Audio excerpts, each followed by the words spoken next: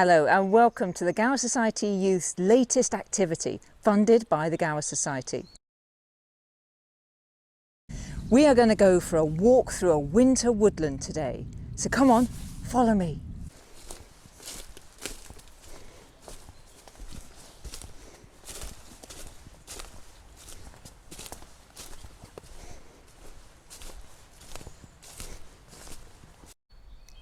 Now this is the first tree we're going to look at to identify, but I'm just going to go through the main factors we're going to use to identify our trees in winter. Now obviously, if you look, the main thing you usually identify your tree with in winter is missing, the leaves. So we've got to work with what we've got. So we've got these buds, this is the terminal bud, and these are buds that are all the way up the branches. We've also got the branch here, we've got the colours of it, and any markings that's on it.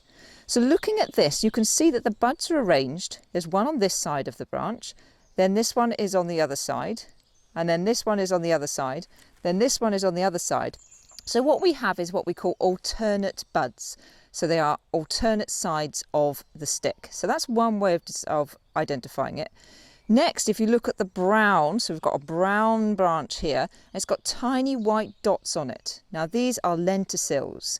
Now these lenticels are another way of really identifying it. And these ones here are going quite vertically down. But really importantly on this tree, we have some flowers. So this is our hazel, and it has catkins. And this is one of the earliest trees to flower. Flowers in about February. Now these flowers may not look like flowers that you expect to see, but if you want to watch the spring walk that we did last year, you'll see that some flowers, especially tree flowers, are created by the trees so that they can be pollinated by wind, so they don't have to be beautiful with lots of nice flowery smells or some lovely colours. So these ones are not quite ripe, because if you tap your catkins and they're ripe, you should actually see the pollen start to come out. So this one isn't exactly right, it's a bit early, but these tiny little bits here is where the pollen comes out, and that pollen will be blown by the wind and carried to the female part of the tree, which is a tiny little flower. So this is the female flower of our hazel. And if you see, it's on the same branch as our male flower. Okay, so they are got the same male and female on the same tree. Now this is a tiny little one. It's colourful, but that's not so that it attracts any pollinators. The pollen is going to blow from the catkin onto this tiny little flower. Then that flower will start to turn into a fruit. And of course the fruit from this tree, which is a hazel tree, is a nut, and that will turn into a hazelnut. But we won't see that actually grown into a hazelnut until about autumn time. So it's got the whole of the summer and all of the spring before it's going to be big enough for us, ripe enough for us to eat. The next thing we can look at to identify our tree is the bark. Now, of course, the bark is more visible in the winter because you don't have all the leaves in the way from the branches, but you might still have some moss or some lichen. So you've got to try and ignore those and look at what's behind it. So this hazel has got, this bark here is a bit smooth in places, but sometimes it can be peeling off. So if you can peel off tiny bits, now it's not the perfect way, but you can actually do some peeling to see if it's a hazel tree. But one of the main identifying features are these lenticels, which I mentioned on the branches. Hazel bark has got very obvious horizontal warts, and these are the lenticels. And these you can see much easier in the younger tree barks, so you haven't got it covered in lichen or moss. The last thing we can use, which is really important, is the form of the tree, the way the tree is growing. And hazel can be really distinct in the way it grows because it can be cut down and coppiced. Most trees, if you cut them down at ground level, they'll just die. But unlike those trees, the hazel tree will actually grow up again with lots of little stalks, and those are little twigs, and these will turn into new branches and new trunks. So this is part of one tree, but in fact all of the branches around it, all these stalks, are all the same tree. So let's have a look at that stall form. So if you look at this hazel, this is one hazel tree, but it's been cut at the ground level, which is what we call coppicing, and each of these is a new trunk from the same tree.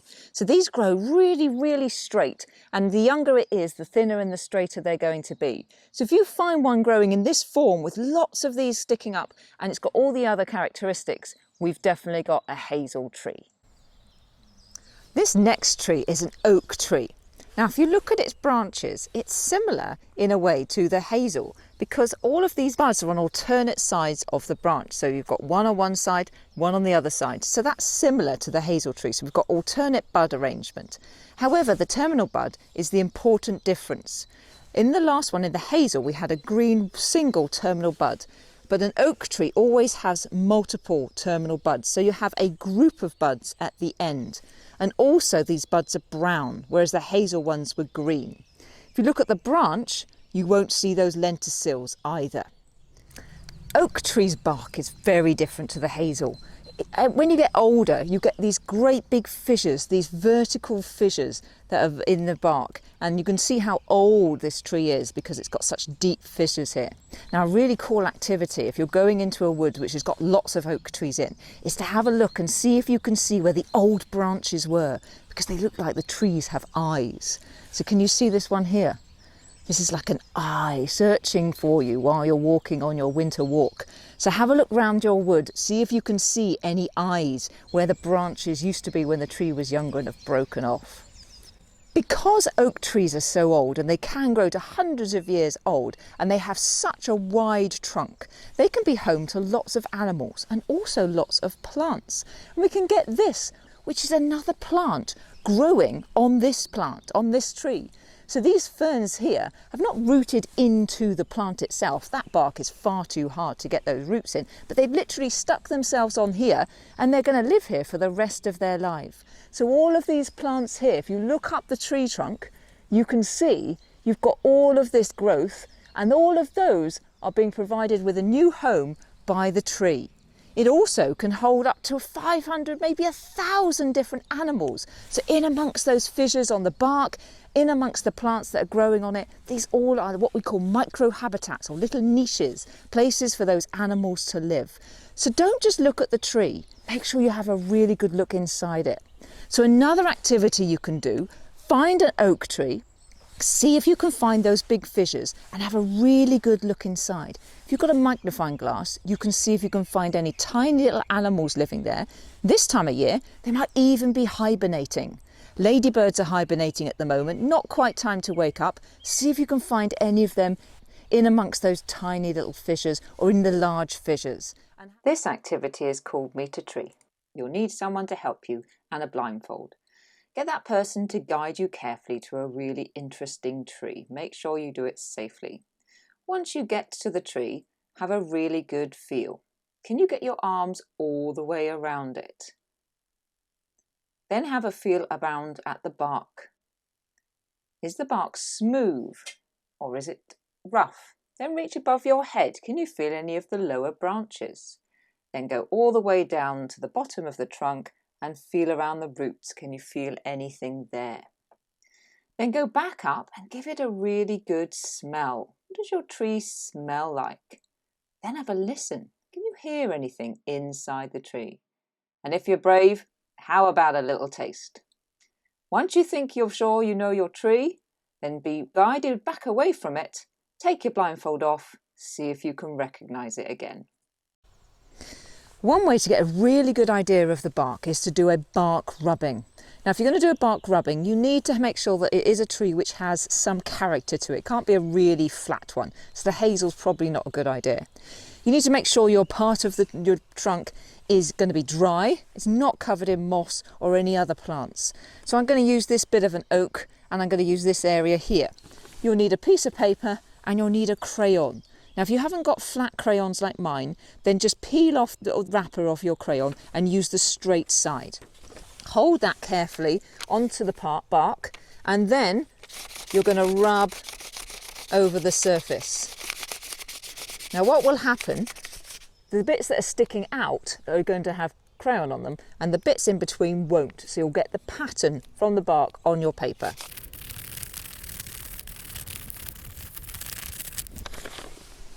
So there we go. So we can see those large big fissures in between the bits that stick out on our oak tree.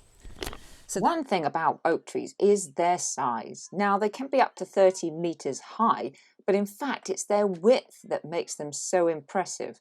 And if you look at how wide their canopy is, that's also how wide their root system is underneath.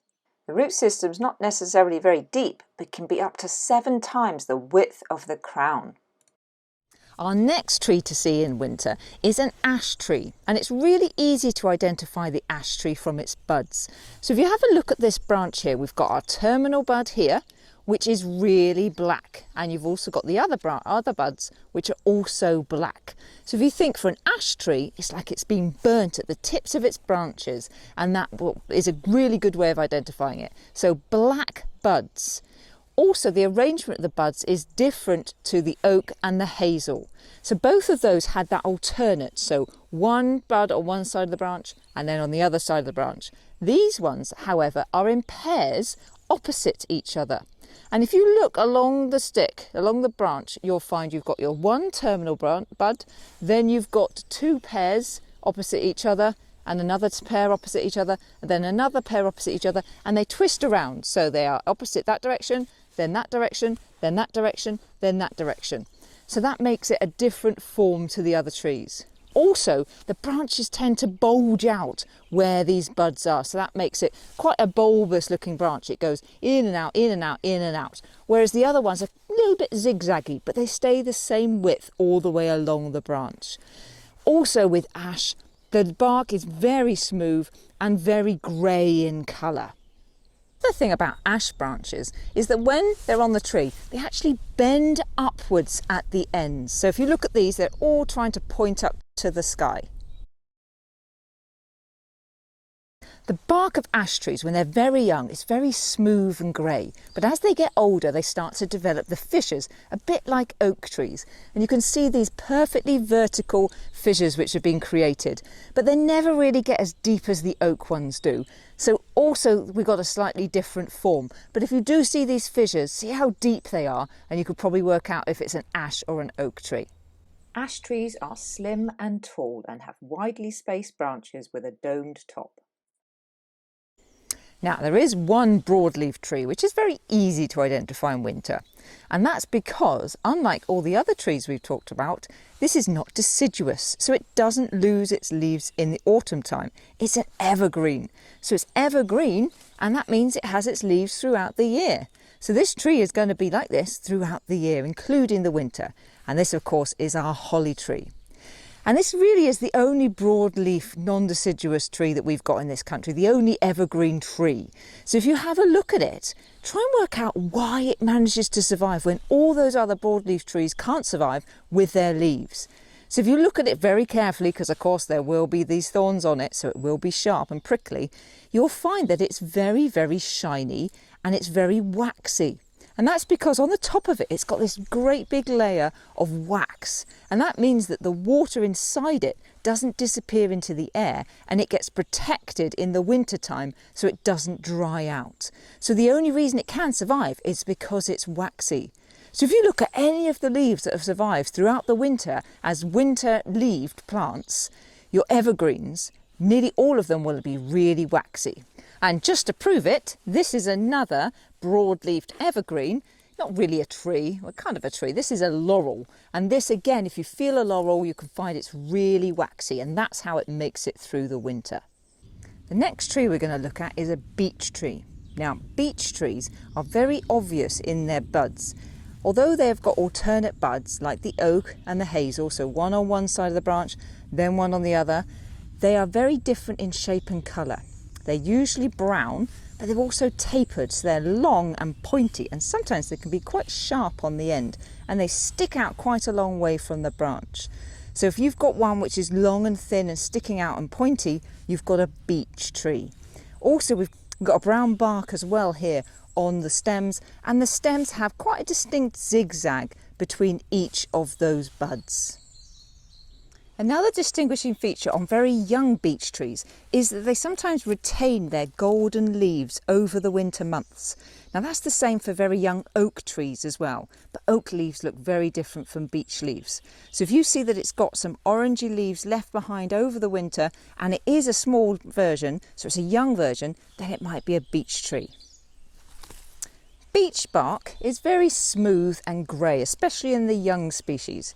And as they get older, they sometimes develop some horizontal lines, so they never get as fissured as our oak trees or as our ash trees.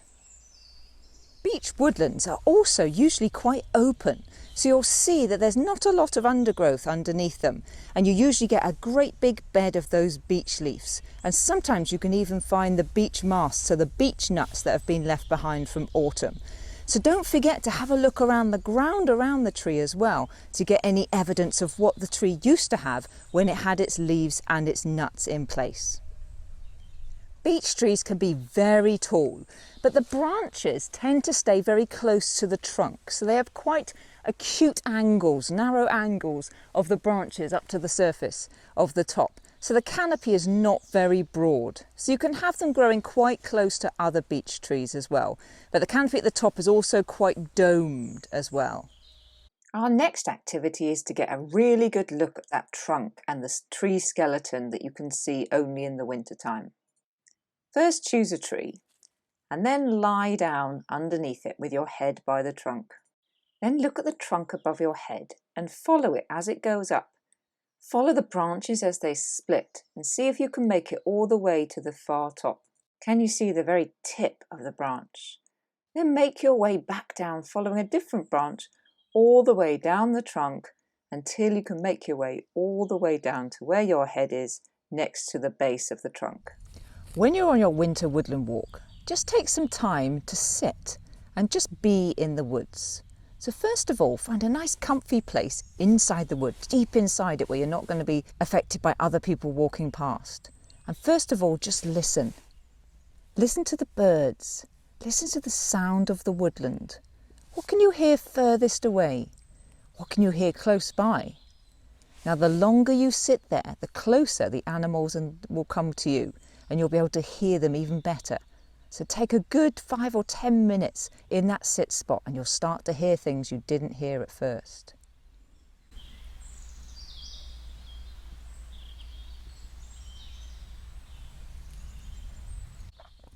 Next, try to really tune in with your eyes. But we're not going to try and look at something in focus. We're going to use what's called tracking eyes. Now, the way to do that is take your 2 fingers and put them in front of you like that, touching each other. And just focus on those 2 fingers. Don't look at what's behind the fingers, just at the 2 fingertips. Then slowly move your fingers apart, but keep looking at both of those fingers. Now, they won't be in focus, but you will be able to see them out of the corner of your eye. And keep doing that until they completely disappear and you cannot see them anymore. There, my fingers have gone. Now keep that soft focus on your eyes. And it means that you're seeing from that location all the way round. So you've got large peripheral vision. So it means you can see everything in a wide area, but nothing in particular focus. What your eyes will see really well now is anything that moves. And in that whole frame, anything that moves will draw your attention. So any leaves flickering or any birds, and just stay with that soft focus for a few minutes. See if you can see anything you didn't see before moving in that frame.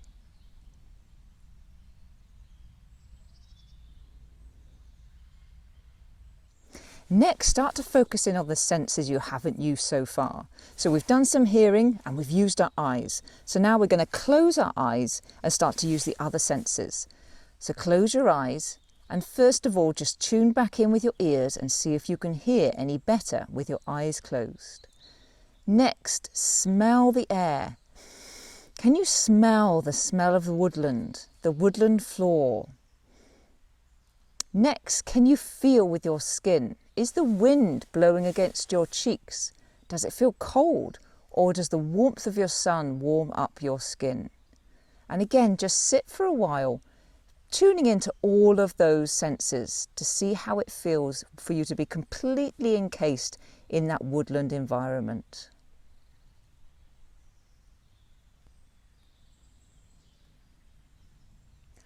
Well, I really hope you've enjoyed coming on that winter woodland walk with me. And if you do get a chance to go out yourself, why don't you have a go at some of the activities that I've mentioned?